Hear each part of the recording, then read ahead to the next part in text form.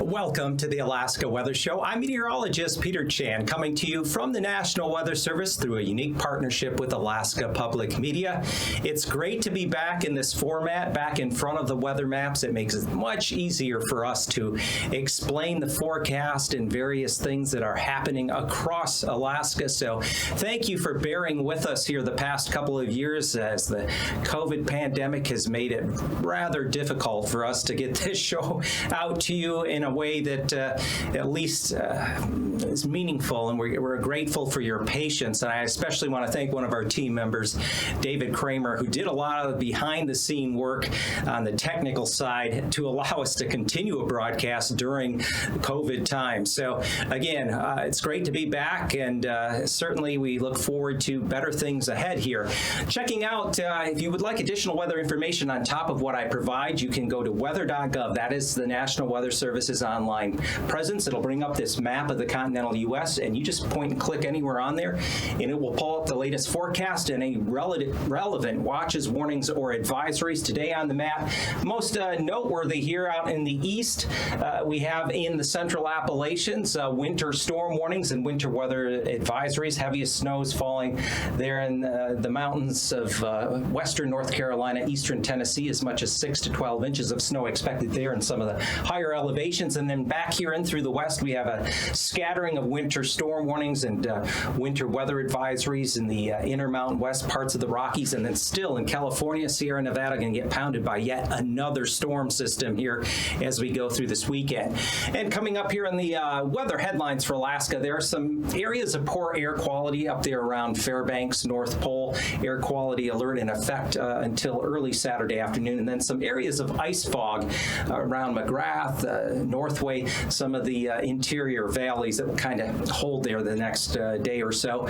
There are areas of light snow and blowing snow along the Arctic coast just below advisory criteria, but that will continue into tonight and tomorrow. And then possibility of a minor geomagnetic storm that could enhance the aurora tonight or again on Saturday night. Not a definite, but there's a couple of disturbances that will be arriving this Friday night and into the day on Saturday. And then overall, the unsettled weather is going to sit along the lower Bering Sea and Aleutians eastward across the Alaska Peninsula and then into areas of the lower Gulf and North Pacific. So looking at some of the webcams this afternoon, Dead Horse, some light snow, blowing snow, 5 above. Winds have been gusting up around 30 miles an hour along the Arctic coast this afternoon, creating that blowing snow. And then McGrath, some light ice fog and flurries, 13 degrees.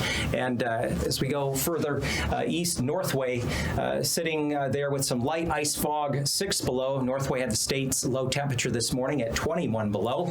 And then over here, Craig and the southwestern panhandle, overcast skies, a few very light rain showers, sprinkles, temperature though at 44 degrees. And looking at the current advisories, watches, or warnings, none of those are currently in effect, but we do have just a special weather statement, an air quality alert that pertains to Fairbanks and the North Pole areas due to the temperature inversion causing these the particulates to get trapped and create that poor air quality. Here's a current image of the sun. Notice all the sunspot groups. So the sun is quite active, and it's this particular group that's going to be rotating into view here as we go through the next few days. That could provide some additional flare activity. So as a result, though, we are anticipating a couple disturbances, weaker disturbances arriving this evening and into Saturday that could trigger a geomagnetic storm and perhaps enhance aurora where skies are clear. And the last quarter moon will be happening here early Saturday evening. That would be tomorrow. And looking at the satellite imagery, most of the weather action is going on in a zone from along the North Pacific lower Gulf interface across the Alaska Peninsula into the Bering and the Aleutians. There are a number of weak circulations and areas of low pressure. Also, way up in the Arctic Ocean, there's a big high pressure, and it's the pressure gradient. It's creating strong east winds there along the Arctic coast, creating that blowing snow. So we have, again, the main active weather zone from just south of the Panhandle extending westward across the Alaska Peninsula into the lower Bering Sea, and that's going to hold for a good portion of this weekend into early next week before finally we'll get a little more substantial system impact the Panhandle as we get toward Tuesday, Wednesday. But in the meantime, here we got just these couple of lows there just south of the Gulf, and then extending back to the west, we have another low there in the western Aleutians and a couple of frontal boundaries. This low up here on the north side of the Seward Peninsula is just washing out. There's just going to kind of be this trough linger along the northwest Arctic coast into the southwest interior, and along it there could be a few flurries, a few light snow showers. Most of the blowing snow is occurring up here along the Arctic coast, east of Utqiagvik to Kaktovik, but back toward further south, again, here's that zone of fronts and generally weak low pressure systems for this time of year, though. There's a 969 low there just to the west of the central Aleutians. For Saturday afternoon, notice no real change in the position of these systems. Here's a little stronger low that's going to lift out in the North Pacific and cut across the central Alaska Peninsula latter half of Sunday. So that would be about it. No real strong areas of high pressure, Arctic high pressure in place, not like what we had back in December. So at least that's going on. But again, here's that low. Comes Sunday afternoon, it's going to cut across, kind of retrograde back toward the west and northwest there as we go through Sunday evening and Sunday night. And then these couple of troughs of low pressure in the southwest, lower Yukon, Kuskokwim basins, and along the northwest Arctic coast, just kind of lingering there. So low temperatures Saturday morning, we're generally looking for temperatures to stay above freezing in the southern Panhandle, maybe as warm as, say, 41 over at Kramer or Plawok. Areas, though, of the interior, the Copper River Basin could be well below zero, around 10 to 15 below Gulkana and on over toward McGrath, where there'd likely be some areas of ice fog. Come Saturday afternoon, lower mid-40s here in the southern outer areas of the Panhandle, and then could be up near 40, say, Kodiak City, and then getting just a tad above zero there in the Copper River Basin and Anchorage area, getting back up in the mid, maybe upper 20s this weekend. Sunday morning, not quite as cold in most areas, and temperatures again still generally above freezing through the central and southern Panhandle and along areas of the western Gulf Coast from the east side of Kenai, especially down to Kodiak Island. And then going into Sunday afternoon, temperatures could get up to 30 degrees as far north as Anchorage. Other areas generally getting above freezing along the Arctic coast. Now, I mean along the Gulf Coast. Now, as we get up into the Arctic regions, many temperatures below zero. We could see some areas along the Brooks Range north slope back down around 20 below. Same thing, could be a bit colder, 20, 25 below there. Northway, Eagle areas where typically are the colder spots this time of year. Daytime highs generally stay below zero across much of the interior along and north of the Yukon River. And then on Sunday morning, lows again generally below zero as you get north of the Alaska Range, with some temperatures getting back down near 20 below. Pretty cold too, even on the west side of the Seward Peninsula, 5 belows there around Teller and Wales. And then temperatures Sunday afternoon, we're looking for high temperatures to moderate maybe a little bit up along the Yukon River, but still below zero across areas of the North Slope and along the Northwest and Arctic coast. For the southwest interior, temperatures Saturday morning down into the single digits. It'll generally be above freezing around in southwest of Chignik on up through the Aleutian chain. And then for Saturday afternoon, we do expect temperatures to stay cold there as you go up the Yukon Valley, single digits, especially as you get up further northeast of Anvik, and then areas further south, you can see temperatures at or above freezing from around King Salmon southwestward, with maybe a 40-degree reading there around Dutch Harbor. And then for Sunday morning, we're looking for lows still down into the single digits, few areas below zero as you go up the upper Kuskokwim or the lower middle Yukon Valley, with temperatures near freezing extending out through the Alaska Peninsula. And then for high Sunday afternoon, temperatures are going to get Back up again above freezing around Dillingham and King Salmon, southwestward through the Aleutian chain, but stay below freezing mainly in the 20s across the southwest interior, including Bethel. Quick check now of the temperature outlook as we're going here through January 19th through the 23rd, a little above normal temperatures, best chance of that through the Panhandle. Cooler in the west, so we expect no big pattern shift, and precipitation may average a bit above normal across a good portion of the state. No real big signature, no real heavy atmospheric rivers at this point, but we'll be watching the pattern. May get a little snowier here as we head toward the end of the month. And now, aviation weather around Alaska. Well, it's now time to look at your aviation weather, and if you have a flight planned either Saturday or Sunday, there's going to be a trough or a broad frontal system that extends from areas of the Gulf out across the Alaska Peninsula on up into the Bering, and with it a couple areas of low pressure, one more notably back toward the western half of the Aleutians, and then cutting up across the central Alaska Peninsula as we go through latter half of Sunday, but otherwise no major storm systems, rather brisk winds up along the Arctic and northwest coast thanks to high pressure way up in the Arctic Ocean, and that easterly flow will create areas of blowing snow, and there could be some IFR conditions there along the Brooks Range north slope.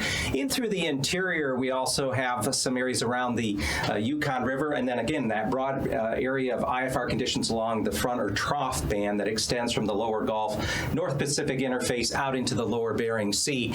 On Saturday afternoon, we anticipate widespread IFR conditions to continue from areas of the lower half of the Gulf up through Kodiak Island, Cook Inlet entrance across the southwest coast and in through the central Bering all the way past St. Matthew. Also continuing up there, areas of the North Slope, Arctic coast, and Brooks Range. For Sunday morning, still that persistent IFR conditions there along the North Slope, eastern Arctic coast and Brooks Range, and then continuing much of the Panhandle there for Sunday morning, extending westward along the east side of the Kenai, Prince William Sound, even coming up the Copper River Basin to the south side of the Alaska Range and further west all along the southwest coast and much of the Alaska Peninsula and in through the central Bering, so that even into Sunday afternoon, there might be a little of improvement here or there around Cook Inlet, but otherwise areas persist in the northern Panhandle, northwestern Gulf Coast, centered there on Prince William Sound, pockets there along the south side of the Alaska Range, and then areas of the west and even creeping upwards through the lower Yukon Basin, and then persisting again along the Brooks Range and especially the eastern two-thirds of the Arctic coast and including the North Slope. So Anatuvik Pass, generally IFR conditions are anticipated for Saturday. Same thing for Adigan Pass, IFR conditions there along the Brooks Range. Lake Clark and Merrill, MVFR conditions becoming IFR as we go through the day on Saturday. And Rainy Pass, MVFR also becoming IFR there, especially on the west side of the Alaska Range. Windy Pass, look for VFR conditions becoming MVFR. And same thing for Isabel Pass, VFR conditions becoming MVFR. And a little further west, Mentasta Pass toward the Elkham border should generally stay VFR, though, as you fly further north up toward the upper Tanana Valley, you may encounter some MVFR conditions. And then further south and west, Tanita Pass, as well as Portage Pass, should generally see marginal visual flight rules for Saturday. And then up through the north end of the Panhandle at Chilkoot and White Passes, MVFR conditions will give way to IFR conditions as we go through the day on Saturday. Quick check of freezing levels. The surface freezing line runs across the central Bering between St. Paul, St. Matthew, and then along coastal areas there of the upper peninsula, and then along the northern Gulf Coast, and then cutting back inward through the central areas of the inner channels into British Columbia. Freezing level aloft is upwards to 2,000 feet right along the northern Gulf Coast and bumps up to as high as 4,000 feet there along the British Columbia coast in Vancouver. Greatest threat for some moderate icing, just a few pockets. They are just off of the west coast of the Panhandle, just west of Sitka and Craig, out over the Gulf, and then also an area kind of east of Whittier up toward the southwest area of Prince William Sound, and also around and just south of the entrance of Cook Inlet, and then also an area back toward the central Aleutians. Upper level jet stream winds, nothing too impressive. The strongest jet core is well southwest of the Aleutian chain, upwards to 135 knots from the northwest, bringing it down to 700 millibars. We have a couple of mid-level low pressure circulations, kind of defining this broader trough that just kind of extends back out into the lower Bering Sea, and then down to 3,000 feet. Strongest winds are associated with the Arctic high pressure up over the Arctic Ocean, easterly flow across the Arctic coast down to the northwest coast around Point Hope, and then out over the Bering, a broad area of 40 to 60 knot winds from the central Bering back toward Kamchatka. And again, that area of low pressure just persists. Greatest threat for turbulence, moderate turbulence there along areas of the North Slope, northwest and Arctic coast, and then pockets there, southern panhandle, Cook Inlet entrance, and then back out toward the central Aleutians. Welcome to another edition of Alaska Weather Facts. I'm meteorologist Dave Snyder, and joining us once again is our good friend Eric Stevens from GINA, the Geographic Information Network of Alaska. He is here and has been here many times to talk to us about weather satellites and how those can help Alaskans understand our weather, how we can do better detection, keep more people safe from things even like volcanic ash. But today, Eric, you're going to talk to us a little bit more about weather satellites and how that can keep Alaskans safe and protect our property from wildfire. Right?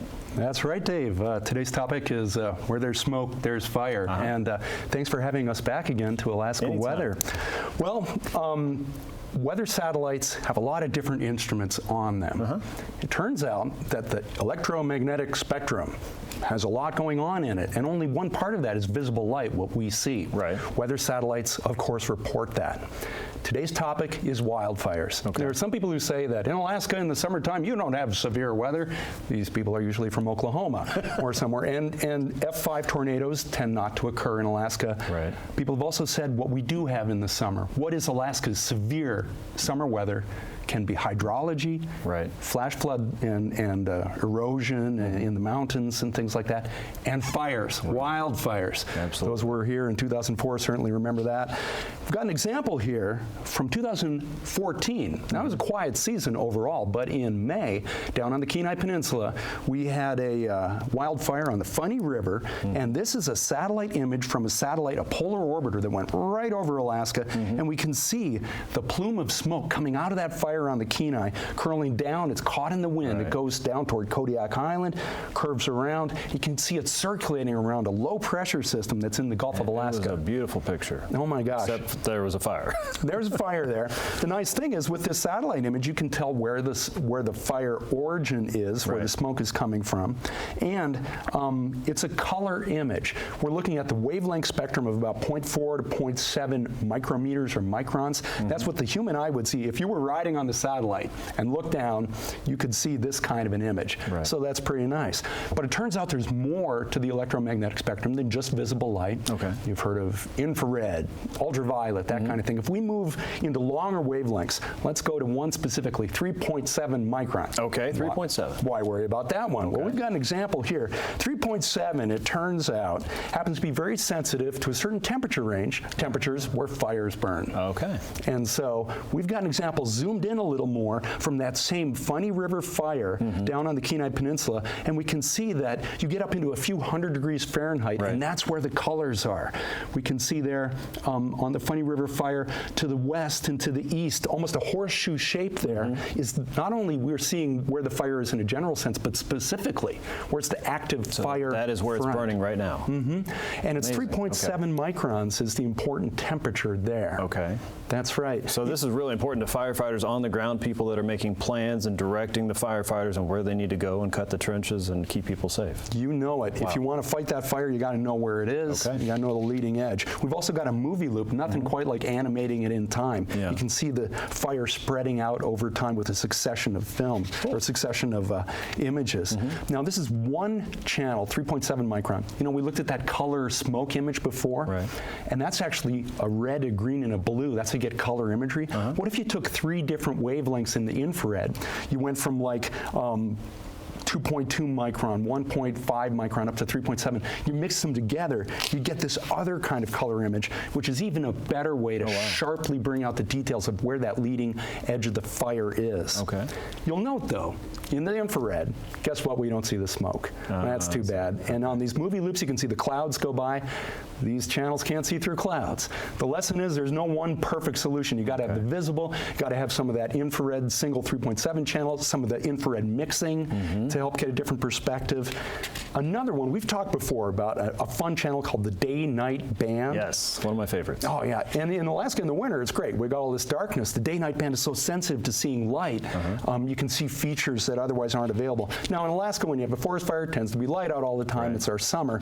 But we can go down south to the Rim Fire in California in 2013.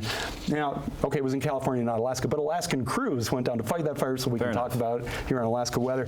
Here we have a 3.7 micron channel shot of the Rim Fire, again, kind of a horseshoe shape, showing that active fire front down there. And then we'll look again to the day-night band, the visible light, and then you can see how the fire is all bright. You can see the active fire front and actually the city lights over there too. Turns out that the cities, while they're active in a social sense, are not really hot in a fire sense. So they don't show up in the 3.7 micron. They're not hot like a fire is, but the fire in the cities look the same from a visible light perspective. And a fun thing here too is that we can see the smoke plume going north from the Rim Fire on the day-night band. So if we were ever to have, like in 2004 in Alaska, you get dark at night, we still had an active fire season that year. That was that really bad year. The day-night band didn't exist then, but if we had fires now in August, we could use it then. The lesson here is weather satellites, they offer many different wavelengths of light. Some are used for different purposes, and some of these that we just looked at tonight are especially helpful here in Alaska to find and to track the behavior of these wildfires so the crews can go out there and do their jobs. Sure. So a satellite toolbox for the firefighting crews and the fire weather forecasters, and it just underlines how important satellites are, especially for Alaska and our mission for the National Weather Service to protect life and property and also to enhance the national economy. So wonderful stuff there, Eric. And people can look at pictures like this anytime by going to gina.alaska.edu. You'll find images there all around Alaska at various times of the year, and not just about fire weather, but volcanic ash and smoke and anything else you want to check out. They're always beautiful pictures and always interesting to look at no matter what time of the day. Thanks again for joining us, Eric. We appreciate it and welcome you back anytime. For this edition of Alaska Weather Facts, I'm meteorologist Dave Snyder. See you next time.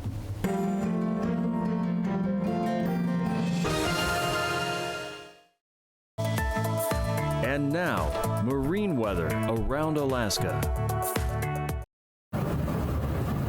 Welcome back. It's now time to conclude our weather segment with the marine weather and taking a look at what we have going on across the Arctic coast down through the Chukchi Sea. Plenty of ice in place. Winds are going to stay up along areas, especially the northwestern Arctic coast, including the area around Cape Lisburne and Point Hope as we go into this weekend. Some gale force winds out of the northeast may shift the ice around a bit. The ice is rather extensive, though, and continues down along the southwest coast from Norton Sound almost to St.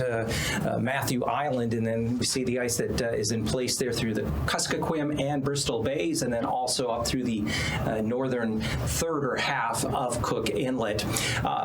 Winds on Saturday for the inner channels are going to be out of the north 15 to 10 to 15 knots from Lynn Canal down through Petersburg. Southeast 20 knots with perhaps 5-foot waves there, Dixon entrance, vicinity of Metlakatla.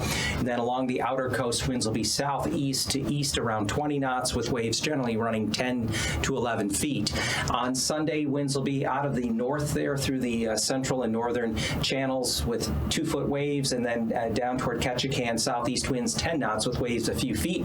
The outer Gulf Coast, southeast winds around 10 knots. South of Sitka, look for winds from Gustavus on to the north and west out of the southeast to east around 15 to 20 knots with waves waves of 9 to 10 feet. Northwestern Gulf, winds will be generally out of the northeast. Strongest winds, lower Cook Inlet, 30 knots, waves 7 to 8 feet there. 10-knot winds out of the northeast there for Prince William Sound with 2-foot waves, and then off of the Kenai and Kodiak Island, northeast to east winds 25 knots with waves of 8 to 9 feet. And for Sunday, winds hold up there at the entrance of Cook Inlet, 30 knots out of the east with waves of 8 to 9 feet. Come down a little bit, 10 knots there in Prince William Sound with 2-foot waves, and then generally look for east winds off the Kenai coast there at 7-foot waves anticipated. In the vicinity of Kodiak Island on Saturday, we'll see kind of winds out in the Gulf out of the southwest around 20 knots, but northeasterly to 25 knots there in Shelikof Strait with 8-foot waves. And then from Bristol Bay down toward Cold Bay, winds will either be northeast 20 knots falling off and becoming variable with waves 2 to 3 feet on the Bering side.